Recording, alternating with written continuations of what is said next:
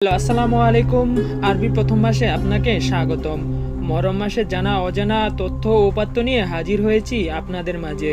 ইসলাম ধর্মমতে যে 4টি মাসে যুদ্ধ করা নিষিদ্ধ তার একটি হলো বছরের প্রথম এই মাসটি। তবে মহরম মাসে সবচেয়ে বেশি গুরুত্বপূর্ণ এর 10 তারিখের জন্য, যে দিনটিকে আমরা আশুরা বলে জানি। শাব্দিক দিক থেকে আশুরার শব্দের অর্থ দশম দিন, যা হিব্রু আসর থেকে উৎপত্তি হয়েছে। আশুরার দিনটি মুসলিম বিশ্বে পালন করলেও শিয়ারা সম্পূর্ণ ভিন্ন কারণে এবং ভিন্নভাবে এ দিনটি পালন করে থাকে। এছাড়াও এ দিনটি নিয়ে প্রচলিত রয়েছে নানা রকম কথা, যেগুলোর অনেকগুলোই কিছু মানুষের কল্পনাপ্রসূত, ধর্মের সাথে যেগুলোর কোনোই সম্পর্ক নেই। চলুন জেনে নেওয়া যাক কিভাবে আশুরা আসলো আর এ দিনটি নিয়ে ভ্রান্ত ধারণাগুলো। শুরুর আগে দর্শক শ্রোতাকে একটি কথা বলতে চাই যে, যারা আমার চ্যানেলটি সাবস্ক্রাইব করেছেন তাদেরকে ধন্যবাদ, এবং যারা সাবস্ক্রাইব করেননি তারা সাবস্ক্রাইব করে পাশে থাকা বেল আইকনটিতে ক্লিক করুন, যাতে পরবর্তীতে কোনো আপডেট মিস না হয়ে যায়।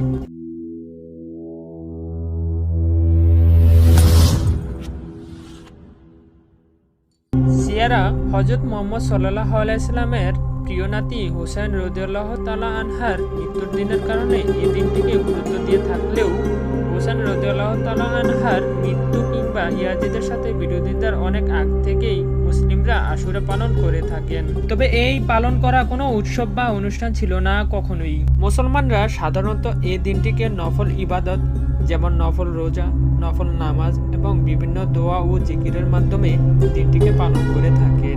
মদিনা হিজরতের পূর্বে মুহাম্মদ সাল্লাল্লাহু আলাইহি সাল্লাম আশুরার দিনে রোজা রাখতেন। তবে রমজান মাসে রোজা রাখা ফরজ করার পর থেকেই আশুরার দিনে রোজা রাখা ঐচ্ছিক রোজায় পরিণত হয়। একটি বর্ণনায় আয়েশা রাদিয়াল্লাহু তাআলা আনহা বলেছেন, জাহিলি যুগের আশুরার দিন কুরাইশগণ ও নবী মুহাম্মদ সাল্লাল্লাহু আলাইহি সাল্লাম সাওম পালন করতেন। যখন হিজরত করে মদিনা আগমন করলেন, তখন তিনি নিজেও সাওম পালন করতেন এবং অন্যকেও তা পালনের নির্দেশ দিতেন। যখন রমজান মাসের সাওম ফরজ করা হলো, তখন যার ইচ্ছা আশুরার সাওম পালন করতেন আর যার ইচ্ছা তিনি করতেন না। সহিহ বুখারী 3551। মদিনা হিজরতের পর সেখানে নবী মুহাম্মদ সাল্লাল্লাহু আলাইহি সাল্লাম দেখেন সেখানকার ইহুদিরাও আশুরার দিনে রোজা রাখত। এ ব্যাপারে তাদের জিজ্ঞাসা করায় তারা বলে যে, এ দিনে হযরত মুসা আলাইহিস সালাম মিশরে ফেরাউনের হাত থেকে ইসরায়েলিদের রক্ষা করেছিলেন। সে কারণে দিনটি ইহুদির কাছে অত্যন্ত গুরুত্বপূর্ণ দিন হিসাবে বিবেচিত হয়। যেহেতু মুসলিমরা পূর্ববর্তী সকল নবীকে সমান সম্মান দিয়ে থাকে, তাই মুসা আলাইহিস সালাম এবং তার অনুসারীদের সম্মানার্থে মুসলিমরাও এই দিনটিকে স্মরণ করে থাকে। আবু মুসা রাদিয়াল্লাহু তাআলা আনহু হতে বর্ণিত, নবী মুহাম্মদ সাল্লাল্লাহু আলাইহি সাল্লাম যখন মদিনা আসতেন, তখন ইহুদি সম্প্রদায়ের কিছু লোক আশুরা দিনকে খুব সম্মান করত এবং সেদিন তারা সাওম পালন করত।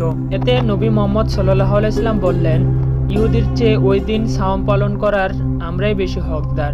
তারপর তিনি সবাইকে সাওম পালন করার নির্দেশ দেন। সহিহ বুখারী 3658। অন্যদিকে শিয়ারা মূলত আশুরার দিন পালন করে থাকে কারবালার প্রান্তরে হুসাইন রাদিয়াল্লাহু তাআলা আনহার মর্মান্তিক মৃত্যুর দিনের শোক পালন করার জন্য। ইরাক, ইরান ও ভারতবর্ষের বাইরেও আফগানিস্তান, লেবানন, আজারবাইজান, বাহরাইনের শিয়ারা এই দিনটিকে পালন করে তাজিয়া মিছিলের মাধ্যমে। অনেক দেশে এই দিনটি সরকারি ছুটির দিন হিসাবে স্বীকৃত। হযরত ইব্রাহিম আলাইহিস সালামের নাতি হযরত ইয়াকুব আলাইহিস সালাম ইসরায়েল নামে পরিচিত ছিলেন এবং তার বংশধররাই পরবর্তীতে ইসরায়েলি হিসাবে বিস্তার লাভ করেছে।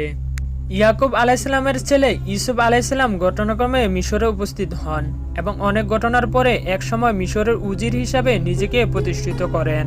সেই সময় থেকে অনেক ইসরায়েলিরা মিশরে বসবাস শুরু করে, কিন্তু এক সময় মিশরের ইসরায়েলিরা ফারাওদের দাস হিসাবে বিবেচিত হতে থাকে।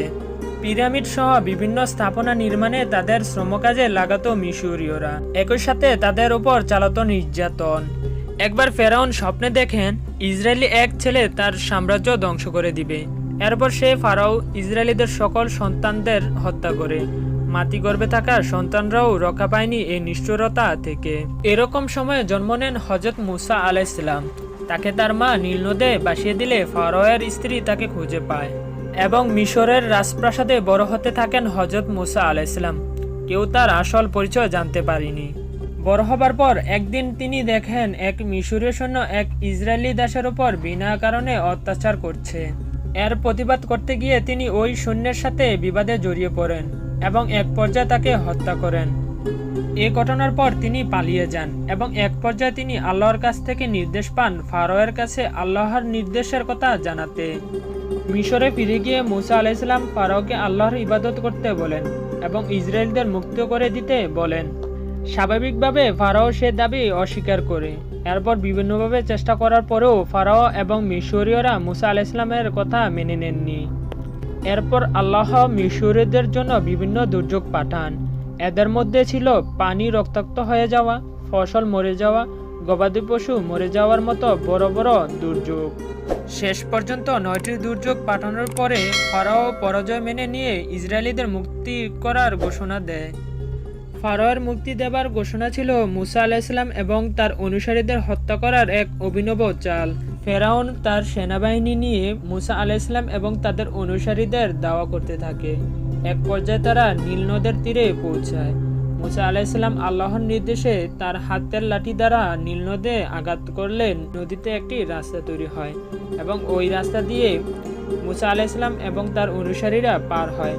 তাদের দেখাদেখি ফেরাউন ও তার সৈন্যরাও আসতে থাকে একই রাস্তায়। কিন্তু একসময় নদী আগের মতো হয়ে গেলে ফেরাউন সহ সকল সৈন্য নদীতে বিলীন হয়ে যায়। ওই দিনটিও ছিল 10 মুহররম। শিয়ারা কেন 10 মুহররমকে বিশেষভাবে পালন করে সেটা জেনে নেওয়া যাক। কারবালার মর্মান্তিক ঘটনাটি হযরত মুহাম্মদ সাল্লাল্লাহু আলাইহি ওয়াসাল্লাম মারা যাওয়ার প্রায় 48 বছর পরে ঘটে। নবী মুহাম্মদ সাল্লাল্লাহু আলাইহি ওয়াসাল্লাম মারা যাওয়ার পর একদল মানুষ দাবি করে যে হযরত আলী রাদিয়াল্লাহু তাআলা আনহু খিলাফতের বেশি অধিকারী, কেননা তিনি একই সাথে নবী করিম মুহাম্মদ সাল্লাল্লাহু আলাইহি ওয়াসাল্লামের চাচাতো ভাই এবং মেয়ের জামাই। কিন্তু অধিকাংশ সাহাবী হযরত আবু বকর রাদিয়াল্লাহু তাআলা আনহু খলিফা হিসেবে নির্বাচন করেন। হযরত আলী রাদিয়াল্লাহু তাআলা আনহু এতে দ্বিমত করেননি। কিন্তু যারা প্রথমে আলী রাদিয়াল্লাহু তাআলা আনহু এর খিলাফতের দাবি করেছিল তারা একে আলী রাদিয়াল্লাহু তাআলা আনহু এর প্রতি অবিচার বলে দাবি করে। এরাই পরবর্তীতে শিয়া হিসাবে পরিচিত হয়। হযরত মুয়াবিয়া রাদিয়াল্লাহু তাআলা আনহু এর ছেলে ইয়াজিদ খলিফা হিসেবে শাসন শুরু করে 680 খ্রিস্টাব্দে। কিন্তু নবী মুহাম্মদ সাল্লাল্লাহু আলাইহি ওয়াসাল্লামের নাতি হোসেন রাদিয়াল্লাহু তাআলা আনহু নিজেকে খিলাফতের দাবি হিসাবে মনে করতেন। এ নিয়ে দুজনের মধ্যে আবারও বিরোধ শুরু হয়ে যায়, যা শেষ পর্যন্ত 680 খ্রিস্টাব্দের 10 অক্টোবর কারবালার যুদ্ধের মাধ্যমে। ইরাকের ফোরাত নদীর তীরে হোসেন রাদিয়াল্লাহু তাআলা আনহু মাত্র 72 জন সেনা এবং ইয়াজিদের 4000 সেনার সাথে অসম লড়াই হয়। কারবালার এই অসম যুদ্ধে ইন্তেকাল করেন হোসেন রাদিয়াল্লাহু তাআলা আনহু, তার পরিবার এবং অনুসারীও নিহত হয়। ঘটনাক্রমে এই দিনটি ছিল আশুরার দিন। শিয়ারা মূলত এই ঘটনার শোক প্রকাশের দিন হিসাবে আশুরা পালন করে থাকে। শিয়াদের তাজিয়া মিছিলের কারণে এবং মিডিয়া সেটি বেশ গুরুত্ব দিয়ে প্রচার করার কারণে অনেক অমুসলিম আশুরার আসল ইতিহাস এবং গুরুত্ব বুঝতেই পারেন না। যেহেতু মুসলিমরা কারবালার ঘটনার অনেক আগ থেকে এই দিনটি রোজা পালন করে থাকে, সুতরাং এটি বলা যায় এই দিনটি মুসলমানদের কাছে কারবালার ঘটনার অনেক আগ থেকে গুরুত্ব বহন করে। কারবালার ঘটনার সাথে আশুরা এক করে ফেললে আশুরার আসল গুরুত্ব অবহেলা করা হয়। মুসলমানদের মাঝে এ দিনে সংগঠিত হয়েছে এবং হবে এমন কিছু ধারণা রয়েছে। এদিন আল্লাহ পৃথিবী সৃষ্টি করেছেন, এদিনে আল্লাহ লাহ মাহফুজ সৃষ্টি করেছেন, এদিনে আল্লাহ জান্নাত সৃষ্টি করেছেন, এদিনে আল্লাহ আদম আলাইহিসসালামকে সৃষ্টি করেছেন, এদিনে আল্লাহ নূহ আলাইহিসসালামকে নৌকা থেকে বের করেন, এদিনে আল্লাহ তাওরাত নাজিল করেছেন এবং এদিনে কিয়ামত সংঘটিত হবে। ভিডিওটি সম্পূর্ণ দেখার জন্য ধন্যবাদ। ভিডিওটি ভালো লাগলে অবশ্যই লাইক, কমেন্ট, শেয়ার করবেন।